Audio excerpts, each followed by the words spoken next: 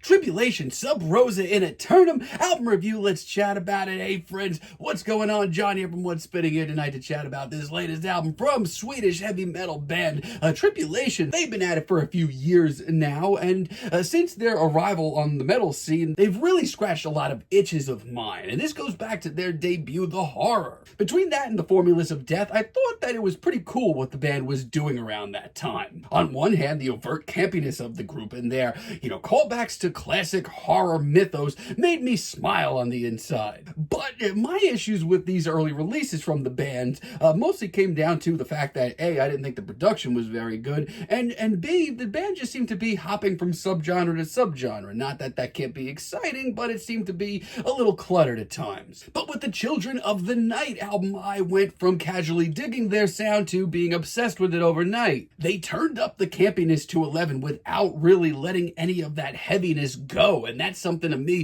is really impressive. And by the time they put out their follow-up Down Below, they were easily one of my favorite metal bands in the world. This thing was absolutely stacked with dramatic, campy metal tunes, with a lot of personality and emotion as well. This thing was so good it cracked my top 20 records of the year, and I stand by it. Now, their last album, Where the Gloom Becomes the Sound, I feel like people's feelings on Tribulation started to vary. I understand. But personally, I've always really enjoyed this record for what it is. As a matter of fact, I respect the way that it brought a sort of human emotion to their blackened metal sound without, once again, giving up any of the heaviness, and I appreciate that. And if that isn't enough, they've dropped countless great singles over the years, as well as a really great EP last year in the Hamartia EP. Now, leading up to this record, I kind of had the feeling that this thing was going to be very different for the band. The singles leading up to this thing have been very melodramatic, and the gothier side of the band is really taking the center stage. Not that that's a bad thing. Let's chat about it. This album starts off with the Unrelenting choir, and I think it's a really great intro,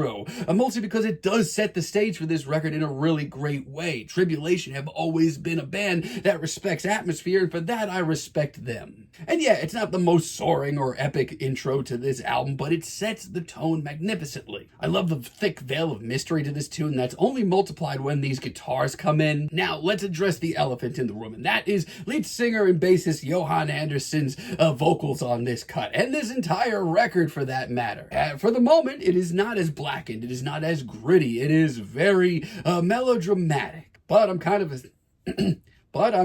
obsessed, and it really does start this album off in a great way. However, if you were let down by the intro, give a listen to Tainted Skies. This thing has been on my radar since it dropped as a single. It's got a great guitar riff to it. It's got that old school Tribulation feel. And Johan's vocals do remain over the top, very emotional, very campy, if you will. But they do turn sort of vicious and blackened for the hook. Just as long as you keep an open mind with Tribulation's music, you should probably dig this cut.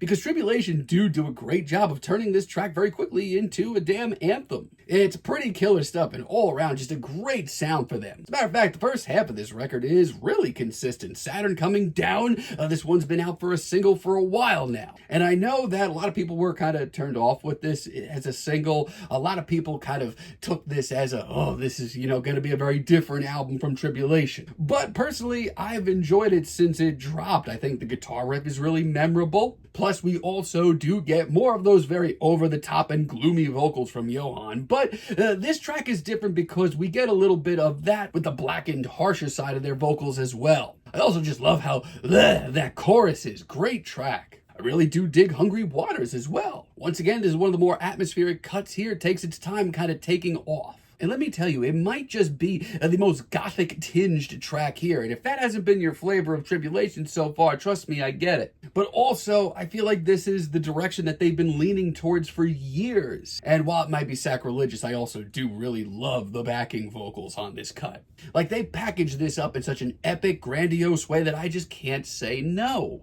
But it's also a little cartoonish at times, and if you feel that way, I feel you. But I do really love that guitar solo. I think it's a great single. So for the most part here, I feel like Tribulation continue to be one of the more consistent modern metal acts, but I also am a little disappointed in this record. For one, I mean, the length of this thing. It's been quite some time since we've heard from them. I think this album could have been a little bit longer than 9 tracks, just over 40 minutes. This is the shortest thing that they've done in a while. But there's also tracks like Drink the Love of God, which are some of the biggest letdowns I've heard from them in a while. And like I've said so far, if you're not feeling the gloomier, sort of more gothic tinged metal of this and listen, I've said it so far. If you're not into the melodramatic and sort of campy, over-the-top mechanisms of this record, I get it. But for a few short minutes here, man, I'm really feeling it too. It's one of the only few moments here where I feel like the band has completely jumped the shark. The campy vocals that we get here, this time around, there is absolutely no edge to them whatsoever, to the point where they almost come off goofy. And instrumentally, I mean, there's nothing wrong with this track,